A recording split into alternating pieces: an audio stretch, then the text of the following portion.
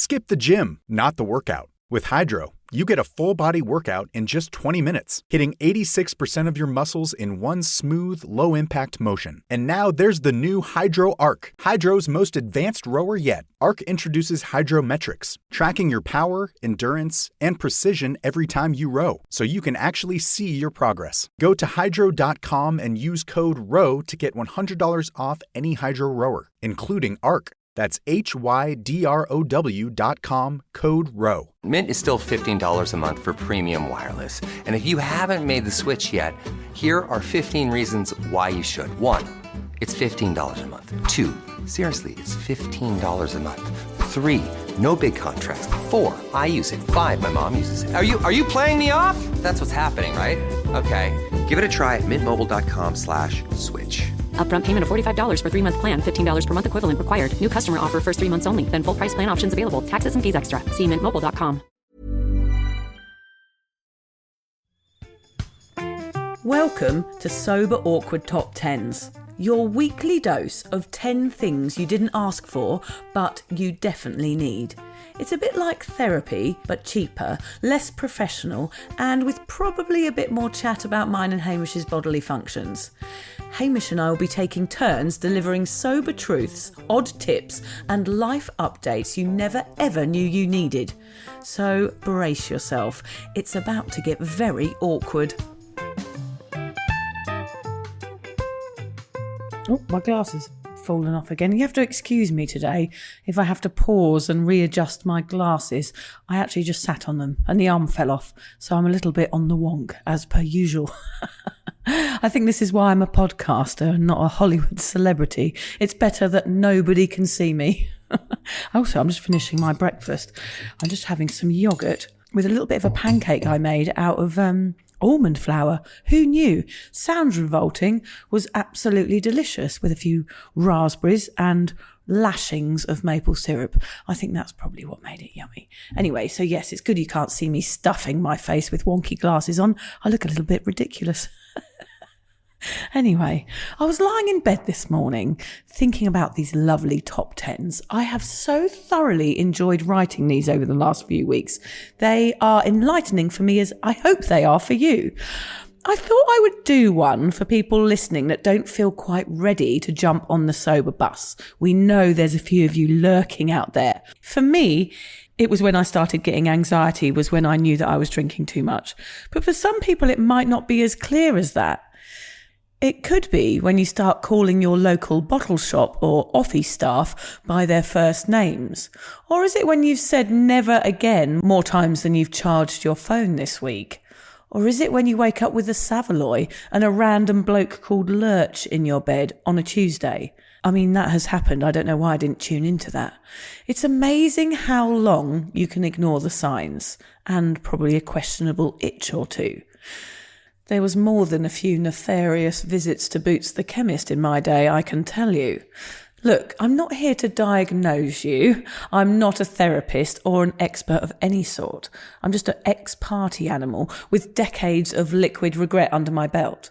I know the signs. Yes, I didn't take heed for many years, but now when I look back, I can see them flashing at me from my past. Let's call it lived experience or peer support. Sounds a bit nicer than a complete ex-fuck-up. In this episode, I'm going to give you a possibly too honest countdown of the top 10 signs you might be drinking more than is working for you, and sobriety might be a good option. If more than 3 of these apply, well, let's just say you're in good company. Think of this as a public service announcement, but with swearing, awkward flashbacks, and zero judgment. Okay. Let's do this. I'll put my bowl away so we don't have to listen to that spoon banging around in there. I'm wondering whether I should do numbers or letters today instead of a top 10. What's the 10th? A, B, C, D, E, F, G, H, I, J. J backwards?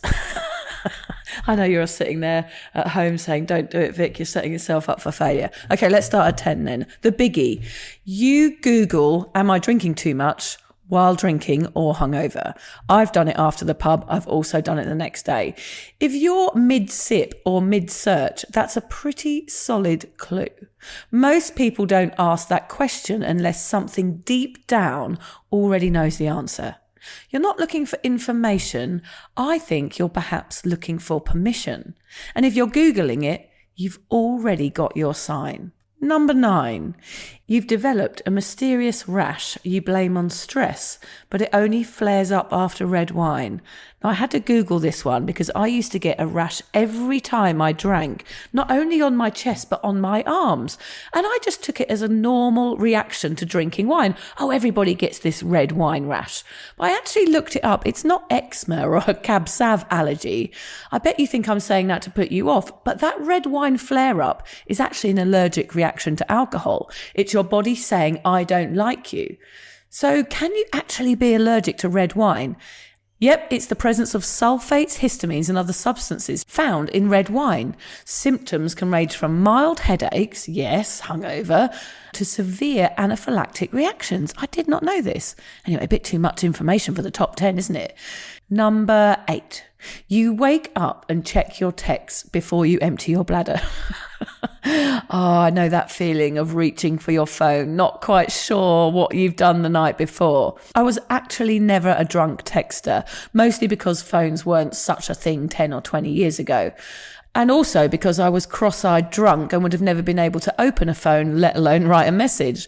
But if you're texting people and you can't remember it, it's a sign that boozing is getting out of control, especially if it's an ex and you say, I love you many, many times. Oh, yucky.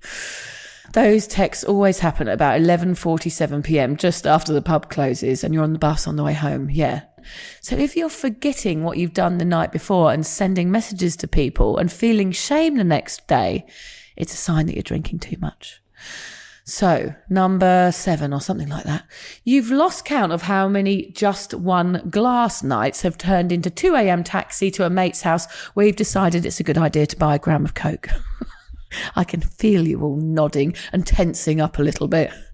Those nights always start off well, don't they?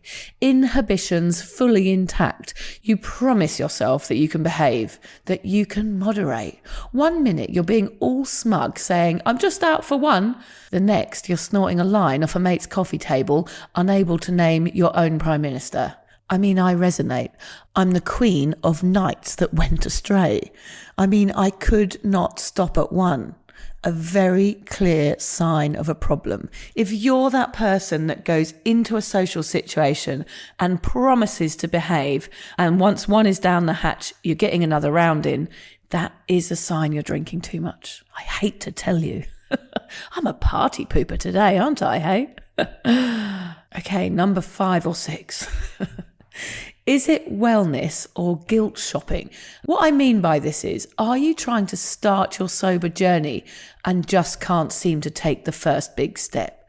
You might be buying all the right books, have a drawer full of half-used detox teas, have downloaded a few podcasts and looked where the local AA meeting is, but you just can't bear to choose a day to begin. That's a sign you're scared to give up the grog. That might be because you can't imagine a life without booze. I know I couldn't for sure. I thought that people that didn't drink were either monks, weirdos, or party poopers, which I very much am now. Looking back now, I realised it was because I was in so deep, I couldn't see another way. I continued my drinking habit because I didn't realise sobriety was an option. I think my advice here is to take the step.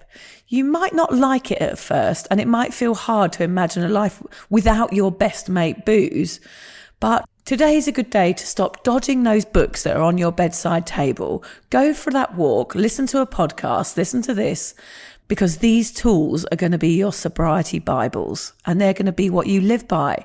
And actually taking that step seems much harder in your head than it actually is to do. Number 5, I'm guessing. Do you avoid your reflection in the mirror the morning after? I certainly did. I didn't want to see the bloated face of someone that had just disgraced herself in front of God knows who. My eyes certainly knew too much. It was just that my brain probably couldn't remember. When I was drinking really heavily in my Brighton days, I sidestepped confronting how it looked or how I looked most of the time. I think I didn't know myself anymore. I'd put on weight, I had bad skin, I'd actually shaved all my hair off Britney style one year. My eyes were sad when I looked in the mirror. I wasn't interested in a relationship like all my other friends. I was just interested in where the next party was coming from. I had no hobbies, no interests. I had no motivation. I was just getting over the hangover and then looking forward to the next night out. There was nothing else in my life. That was a huge red flag that I ignored.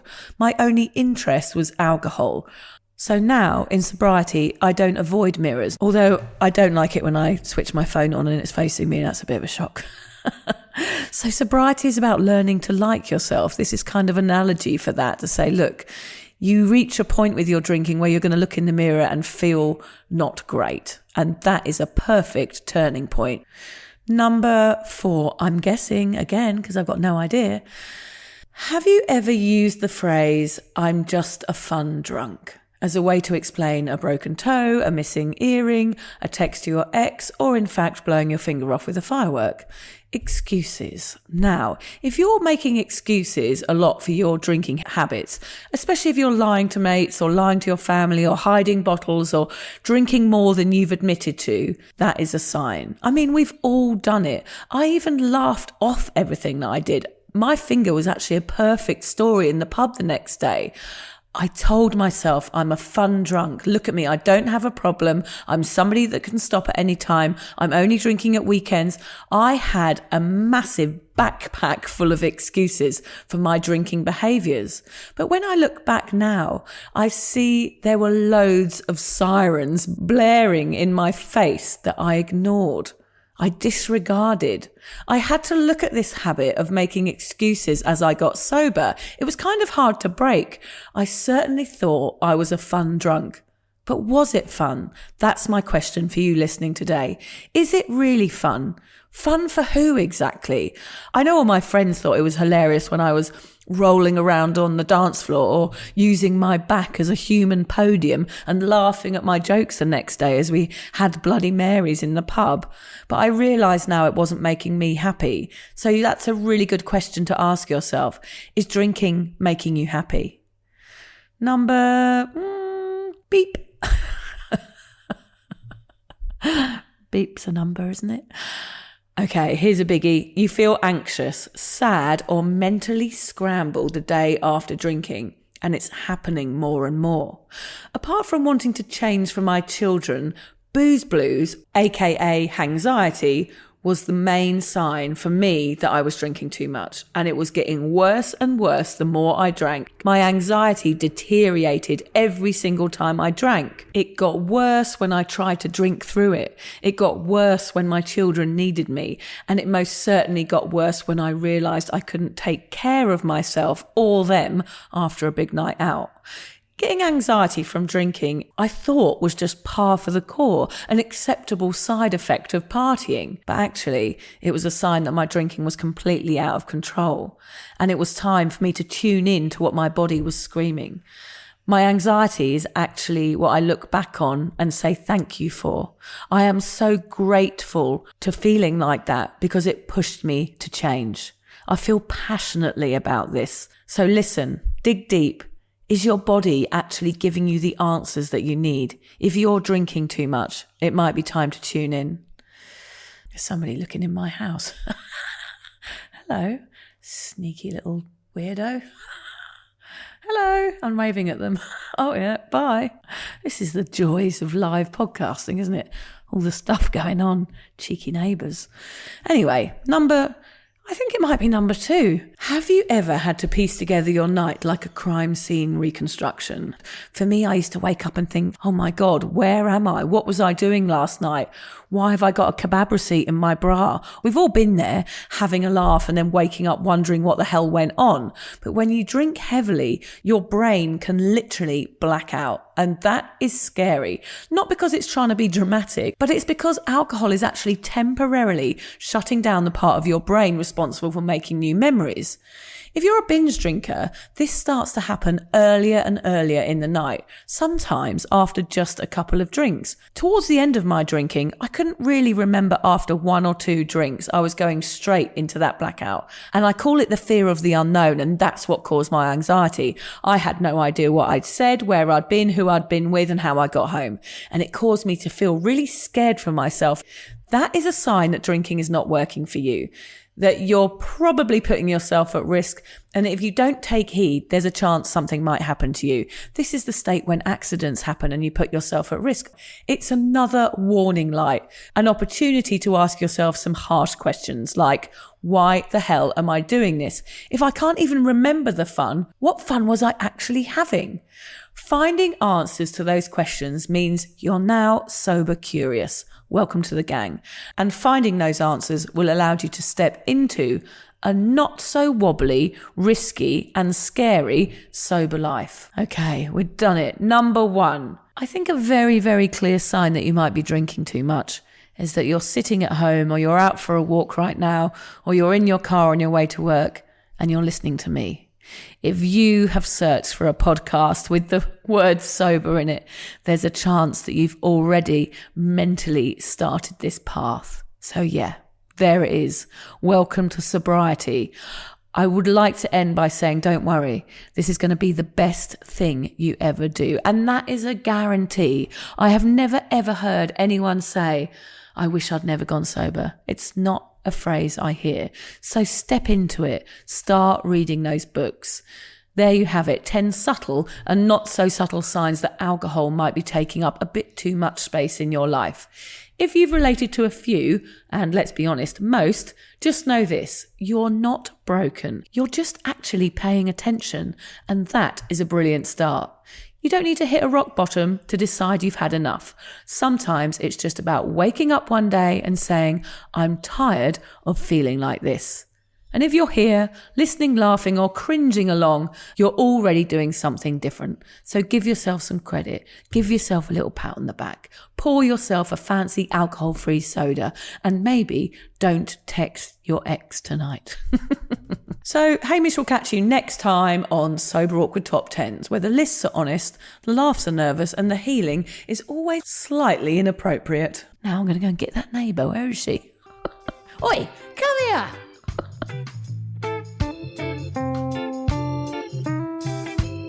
If you're questioning your relationship with booze, you're struggling to moderate, or your hangovers are causing anxiety, it might be time to reach out for some support. Yeah, just talk to a mate about how you're feeling, contact a local doctor, find an AA or sobriety group. Vic's got one. Yeah, just head to www.cuppa.community.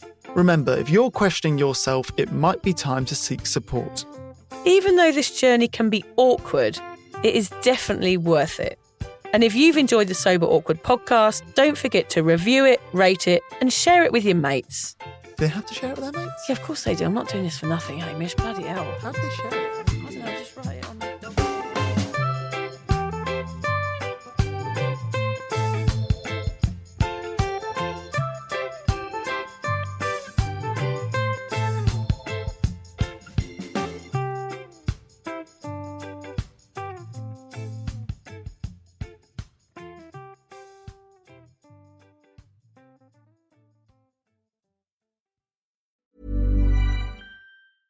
Skip the gym, not the workout. With Hydro, you get a full-body workout in just 20 minutes, hitting 86% of your muscles in one smooth, low-impact motion. And now there's the new Hydro Arc, Hydro's most advanced rower yet. Arc introduces Hydrometrics, tracking your power, endurance, and precision every time you row, so you can actually see your progress. Go to hydro.com and use code ROW to get $100 off any Hydro rower, including Arc. That's HYDROW.com, code ROW. Parles-tu français?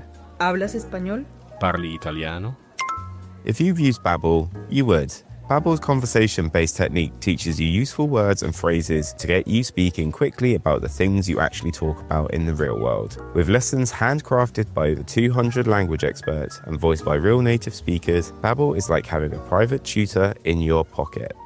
Start speaking with Babbel today. Get up to 55% off your Babbel subscription right now at babbel.com/acast. Spelled BABBEL.com/acast. Rules and restrictions may apply. Hey neighbor, this holiday season, Birch Lane is here to help you celebrate with friends and family. From guest-ready dining tables to cozy sofas that fit the whole crew, our classic furniture and decor are crafted to last. And with fast, free delivery, you can be ready for holiday hosting in days, not weeks. So you can spend time on what matters most. It's classic style for joyful living. Shop Birch Lane, a Wayfair specialty brand at birchlane.com.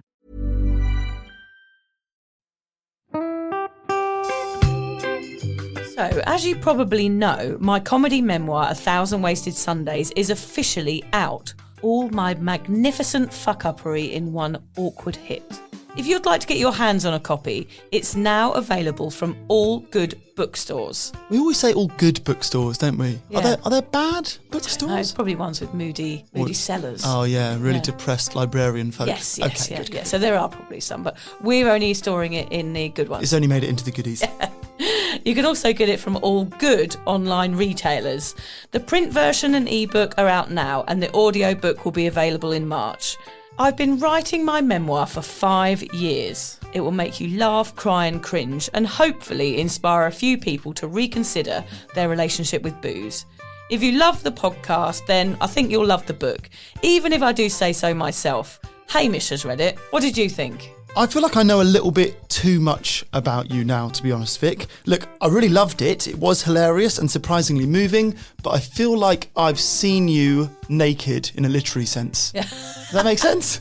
Yeah, that's worrying. Yeah. From an emotional point of view, seriously, it wobbled my teeny weeny wooden heart, Vic. Okay. My teeny little wooden heart. Well, his wooden heart is broken. Anyway, so if you do manage to get your filthy mitts on a copy, please do me a favour and head to goodreads.com and give me a review. Doing that will help me get it out there to those that need a bit of sober support. So there you have it. My story, unwanted warts and all. Come and get awkward with me. Not to be too demanding or anything, but seriously, go and buy it now. Go and buy it. Go and buy it right now. Yeah, don't just tell your friends, buy it, and then buy your friends one or two. Yeah, don't give them a copy, buy it, yeah. And you know what? Don't be careful where you store it. If you lose it, you can always buy another 5. Yeah, buy another one. Yeah.